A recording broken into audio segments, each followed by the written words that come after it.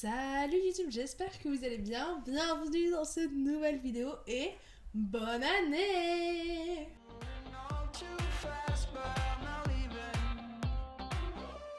Et ça y est, c'est la première vidéo du retour sur la chaîne. Une de mes résolutions de cette année, bien évidemment que oui, c'est de reprendre cette chaîne YouTube et voilà, de la perpétuer, de la faire grandir, tout ça. Et de continuer un peu sur TikTok parce que j'aime beaucoup TikTok. En fait, il y a une simplicité dans l'outil qui est assez folle et qui est assez pratique quand, comme moi, c'est compliqué. Vous devriez voir le setup que j'ai là juste pour tourner des vidéos parce qu'en fait je sais que je vais en tourner je sais pas combien de suite et au moins comme ça c'est bon et après j'en ai une pour vous en poster une toutes les semaines. J'ai mon micro qui est relié à mon ordinateur qui est en train d'enregistrer ma caméra, mon trépied, ma ring light, le trépied de la ring light et plein de fils par terre qui se mélangent forcément. J'ai filmé pas mal de vidéos avec mon téléphone ces derniers temps parce que en fait j'en avais un petit peu marre de devoir installer tout ça comme ça à chaque fois. Et ma foi, je trouve que ça va, sauf le son en fait. Et du coup, je vais pas commencer à brancher ce micro sur mon téléphone, ce qui n'est d'ailleurs absolument pas possible, je crois.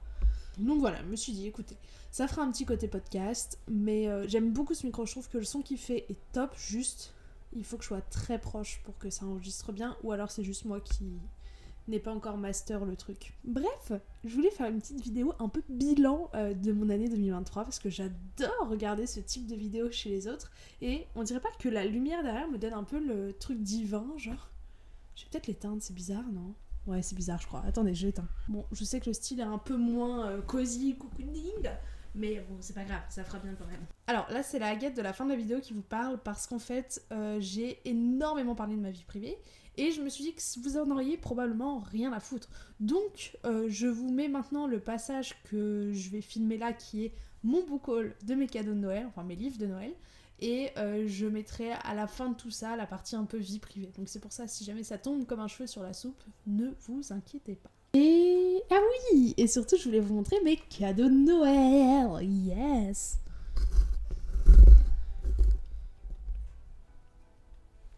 Alors juste petite phrase à insérer au tout début. Alors premier truc que vous allez peut-être trouver stupide, mais en fait avec ma famille, allez savoir pourquoi, mais depuis qu'on est tout petit, ma mère pour la nouvelle année nous offre un cadeau. Voilà, donc c'est trop mignon. Bien évidemment, ma mère est la plus mignonne. Donc des fois c'est juste un magazine, des cartes Pokémon, vous voyez, des trucs comme ça. Mais en général, au moment où on se dit bonne année, on avait un petit cadeau à ouvrir et c'était trop cool.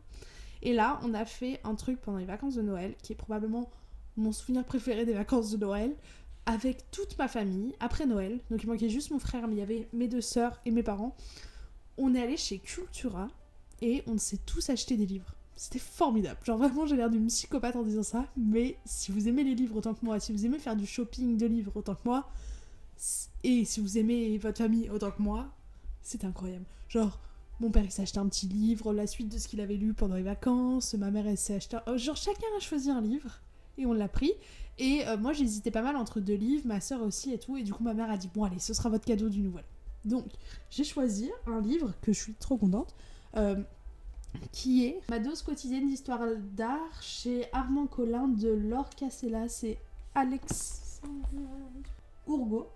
Et en fait, c'est absolument génial. C'est un espèce d'almanach. Enfin, je sais pas si c'est un almanach, mais en gros, vous avez chaque jour, genre par exemple, le 27 juin 87, I Wanna Dance With Somebody numéro 1 du Hot 100. Et du coup, pendant je sais pas, ça vous prend vraiment 3 minutes à lire le soir.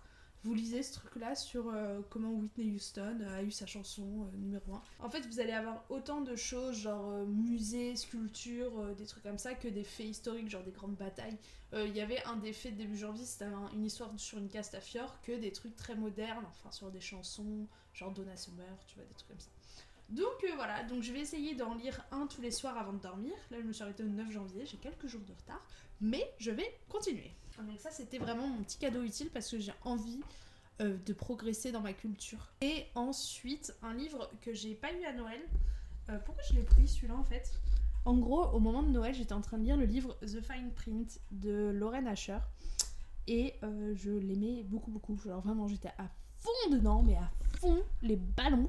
Et du coup, heureusement, alors que je ne fais absolument jamais ça, j'avais acheté le tome 2 quand j'étais allée à Londres l'été dernier. Pas l'été dernier en fait. Attendez, je suis allée à Londres l'été. Oui, je suis allée. Bon, la meuf complètement blasée. En août, je suis partie 3 jours à Londres. Et je m'étais acheté à ce moment-là en promo Terms and Conditions parce qu'en fait, j'avais un livre en trop et je m'étais dit, bah, tu sais quoi, autant rajouter 5 livres et avoir 5 livres 5 euros et avoir un nouveau livre. Du coup, j'avais acheté ce livre-là et j'en étais absolument ravie. Et du coup, pendant Noël, pendant les vacances de Noël, avec mes sœurs et mon frère, on s'est fait un voyage entre frères et sœurs absolument adorable, où on est venu dans mon appartement à Paris, donc c'était pas non plus très exotique, mais c'était très sympa pour eux qui ne viennent pas souvent à Paris.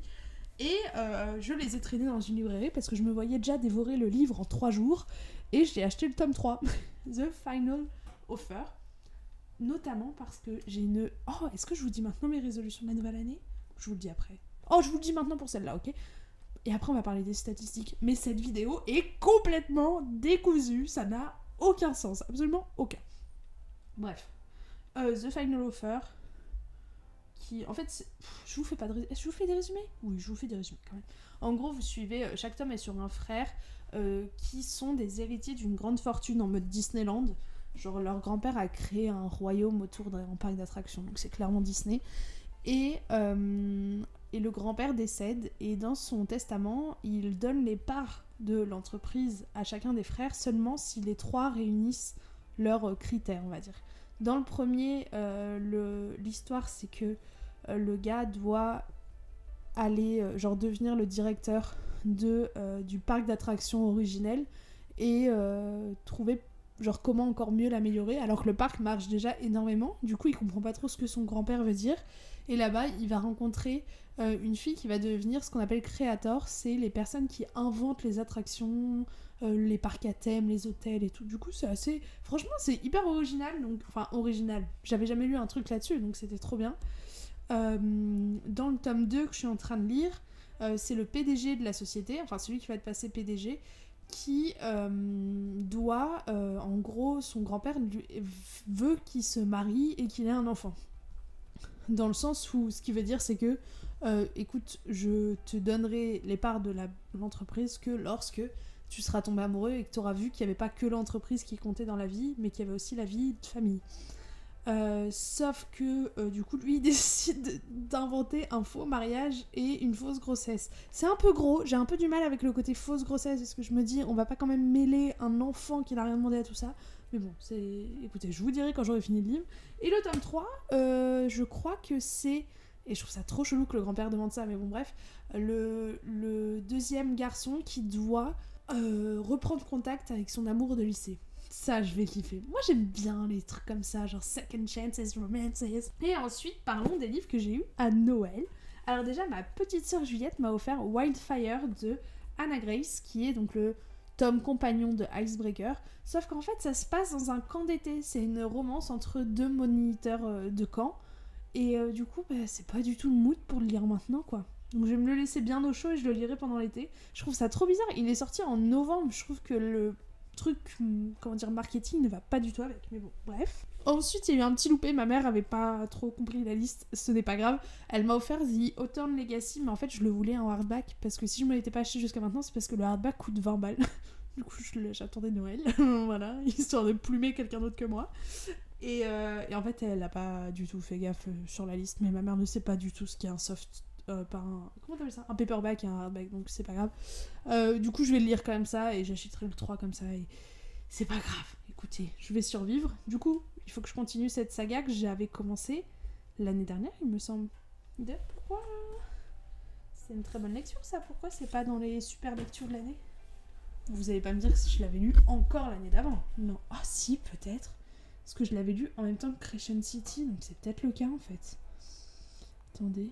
Je l'ai lu il y a pas un, il y a 2 ans. Oh, ça craint du boudin, ça.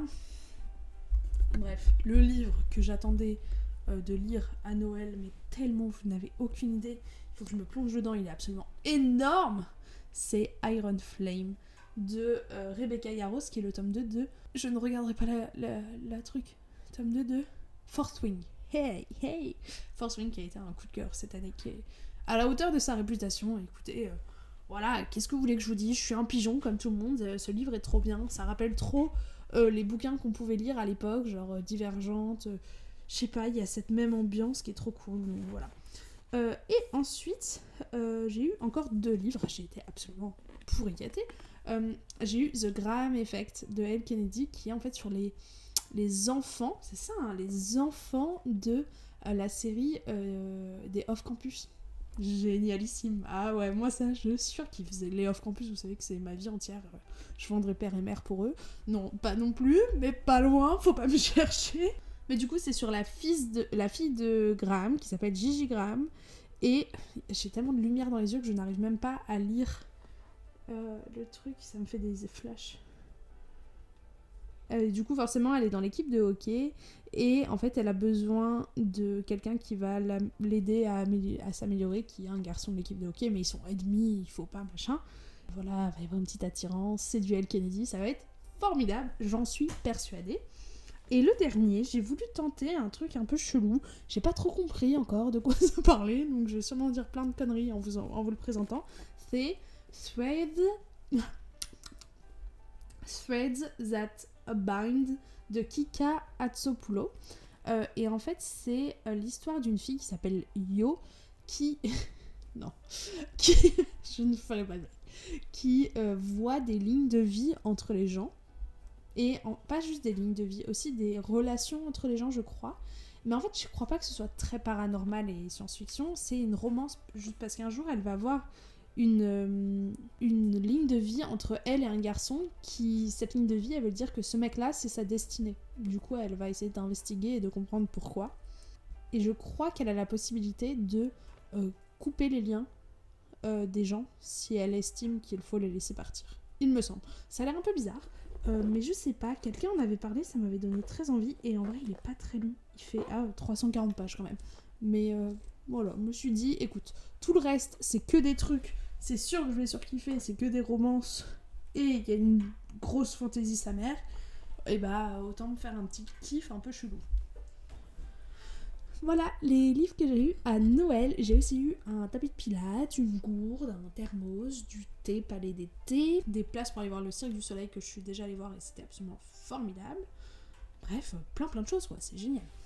Parlons maintenant de mes objectifs livresques ou pas livresques pour l'année 2024. À savoir qu'en 2023, j'ai fait le calcul, j'ai un problème. Parce qu'en fait, j'ai lu 27 livres, ce qui est pour moi pas si mal que ça. Alors j'aimerais et je rêve de retrouver mon rythme de croisière qui était le 50 livres par an. Mais ça me fait un livre par semaine quand même. Et j'ai plus le temps que j'avais avant, quoi. Mais en fait, mon vrai problème, c'est pas que j'ai lu 27 livres, c'est que j'en ai acheté 52. 52. J'ai acheté un livre par semaine en 2023, ça veut dire. C'est absolument énorme et absolument pas à la hauteur de ce que je lis. Donc, pour cette nouvelle année, surtout qu'en fait, j'ai énormément de livres qui me donnent envie dans ma pile à lire.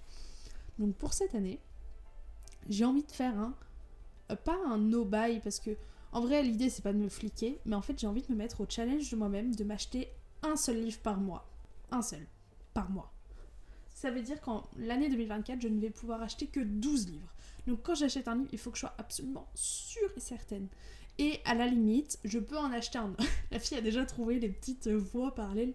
Non, mais en mode, à la limite, je peux en acheter un autre si, genre, tu vois, je sais pas, je suis en mai-juin, et que les 5 livres que j'ai achetés jusqu'en mai, et ben je les ai déjà tous lus, tu vois, si je respecte en fait ce fait d'être à 100%.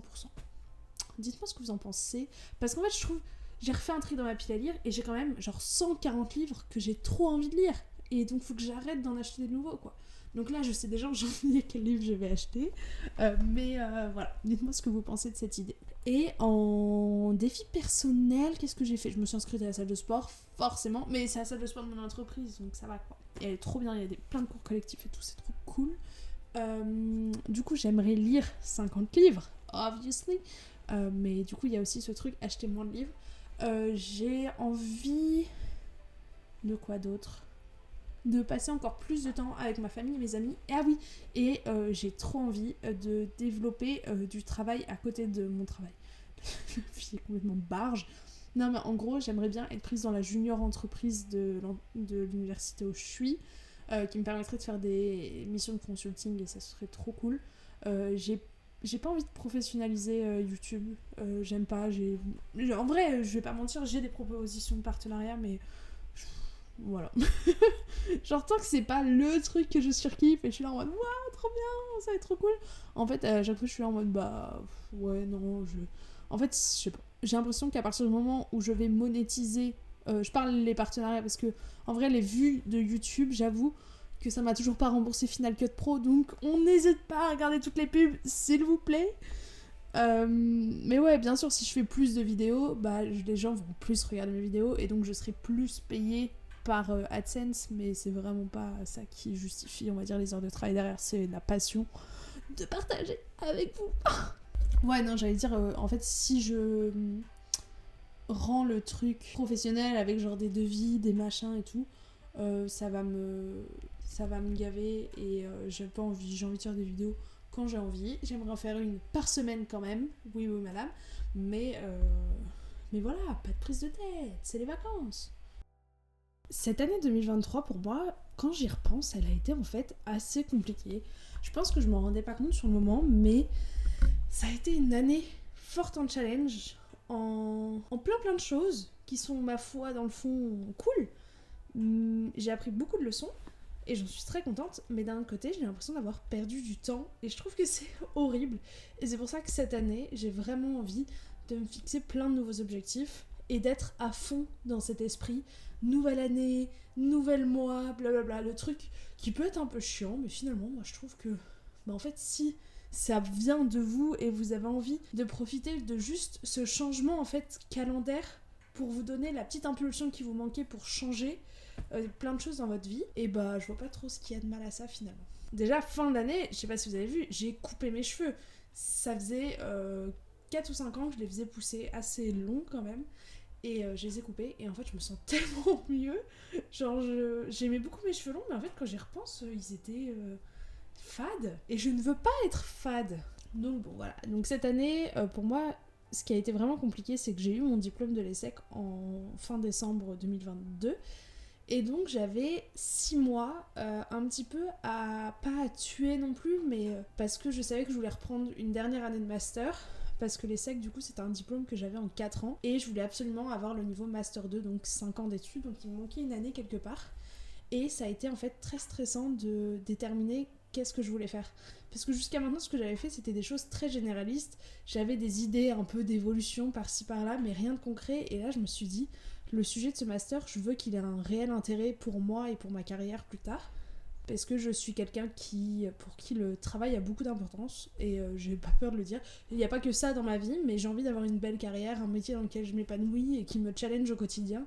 Et donc j'essaye de m'en donner le plus de moyens possible. Pendant mes 4 années à l'ESSEC, j'avais fait notamment 2 ans en alternance dans 2 entreprises différentes, plus ou moins, bref, en ressources humaines. Et ça m'a énormément plu. Je me suis complètement épanouie là-dedans, sauf qu'en fait, je suis arrivée un peu dans ce milieu par hasard. Enfin, c'était un de mes choix de carrière, mais c'était pas le premier. Et c'est un peu le seul que j'avais trouvé à ce moment-là, parce que j'ai cherché cette alternance en plein Covid.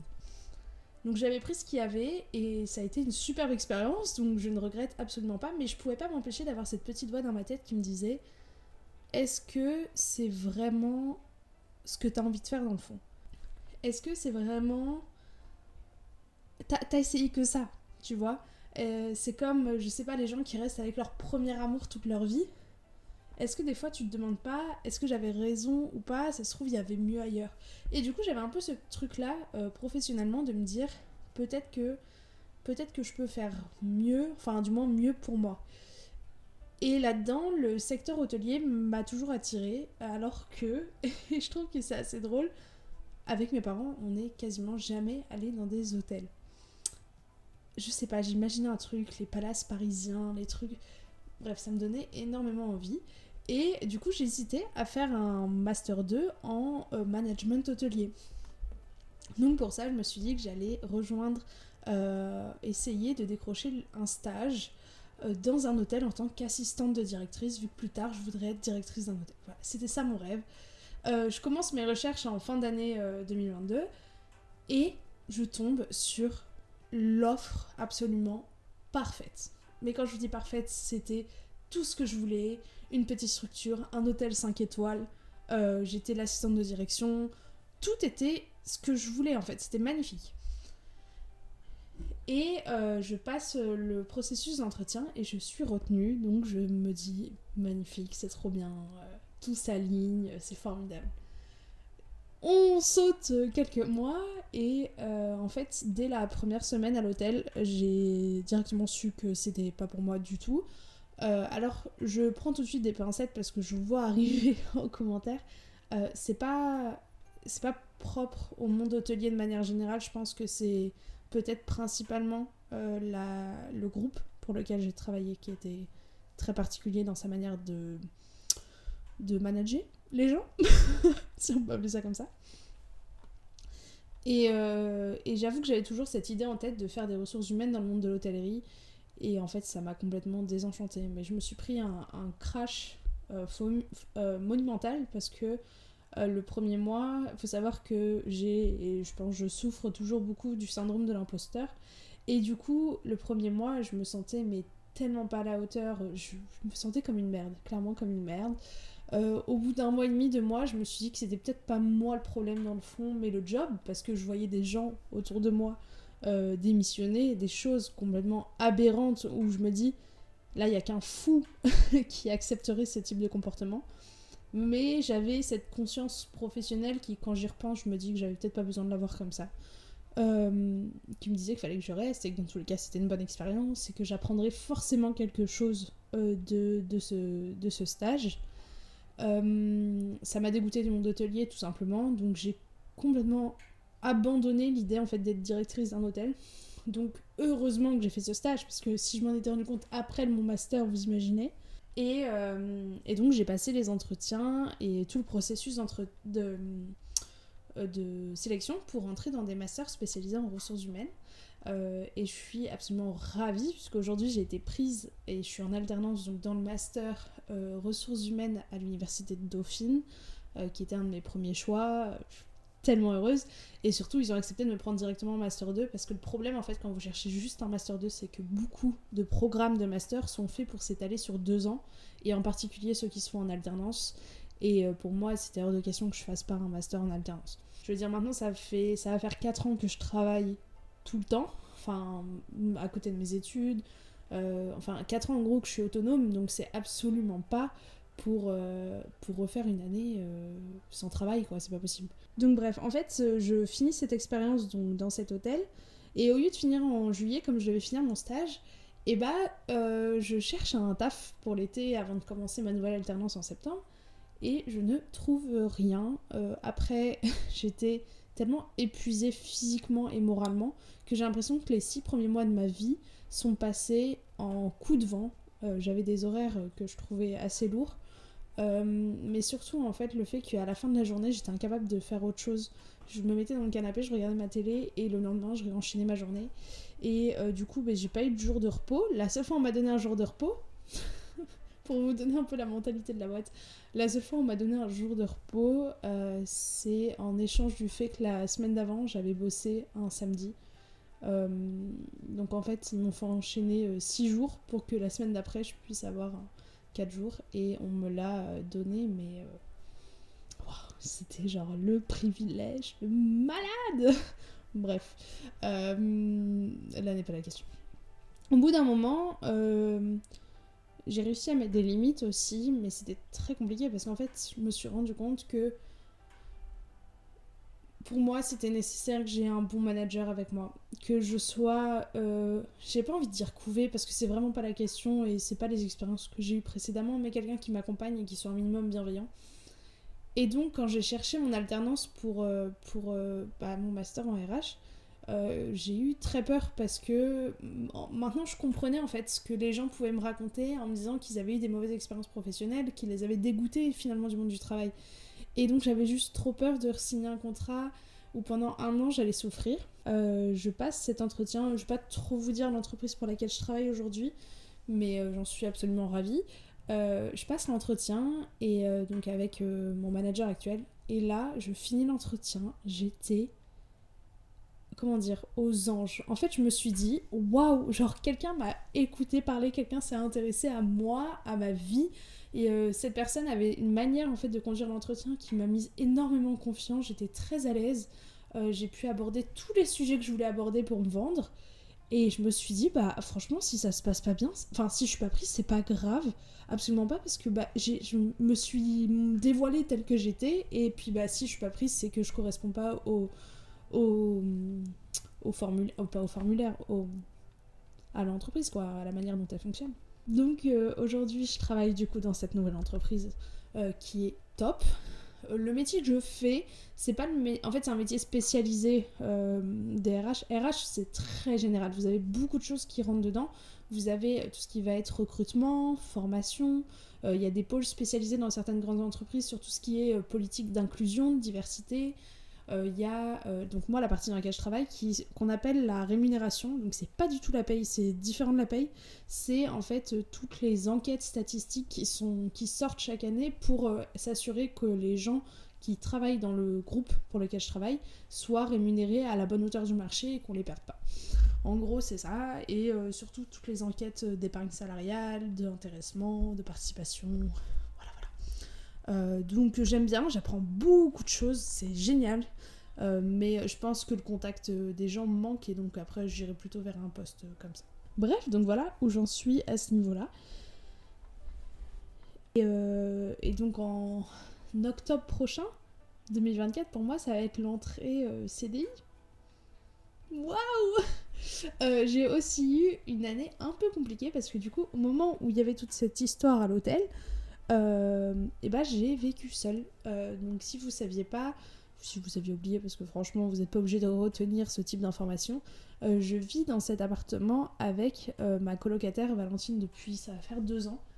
Et malheureusement, elle a eu des petits soucis de santé en janvier dernier qui l'ont obligée à s'absenter de l'appartement pendant presque 1 an, et elle a réemménagé là la semaine dernière.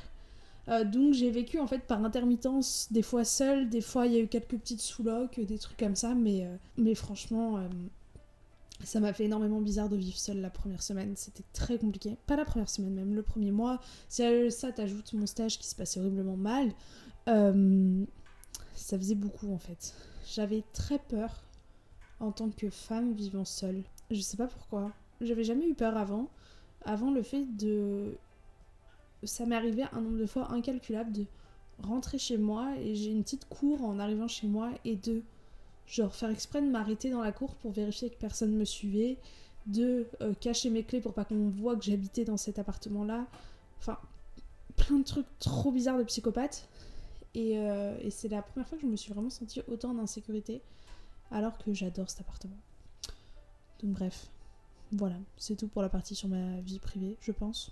Il y a un truc quand même que je suis très contente de cette année d'avoir réalisé, c'est d'avoir plus exploré l'art. Alors je ne suis pas du tout une artiste, loin de là, et je trouve ça horrible parce que, pas que je sois pas une artiste, mais que généralement les gens, en fait, quand... Du coup je me suis mise à faire de la peinture et très souvent quand j'ai des amis qui dorment chez moi ou quoi, et ben on fait de la peinture.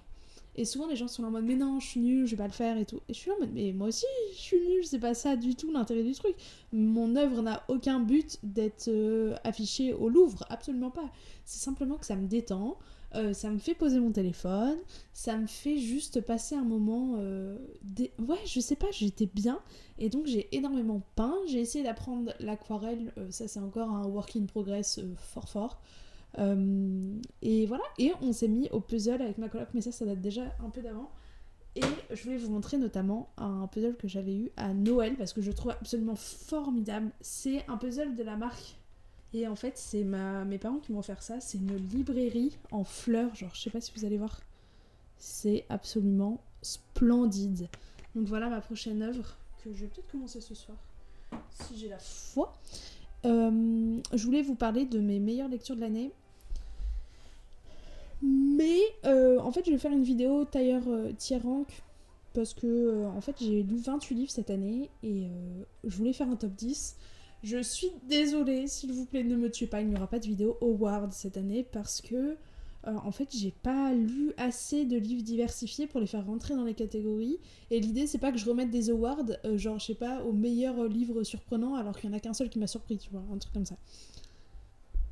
Donc je vais faire un tiers rank, mais surtout ce qui m'a un peu inquiété entre guillemets, c'est que je pensais avoir eu une bonne année de lecture, et en fait, je n'ai... j'ai combien? Je crois que j'ai que 8 livres dont je voulais vous parler. Je trouve ça tellement pas assez. Je peux même pas faire un top 10. Ça craint de ouf. Du coup, je vais vous faire la vidéo tier rank, que vous verrez juste après celle-ci, je pense. Donc j'espère que ça vous plaira, bien évidemment.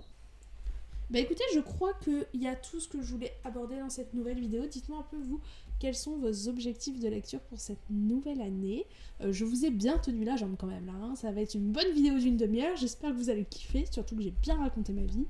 Je vous fais forcément plein de gros bisous. Je vous souhaite plein de belles choses pour cette nouvelle année parce que elles seront toutes difficiles. Enfin, elles auront toutes leurs épreuves, mais elles ont aussi toutes leur lot de bonheur. Donc, il faut se concentrer là-dessus. Voilà. Je vous fais plein de gros bisous. Je vous aime fort. Oh, on n'avait jamais fait ça. Ciao, ciao!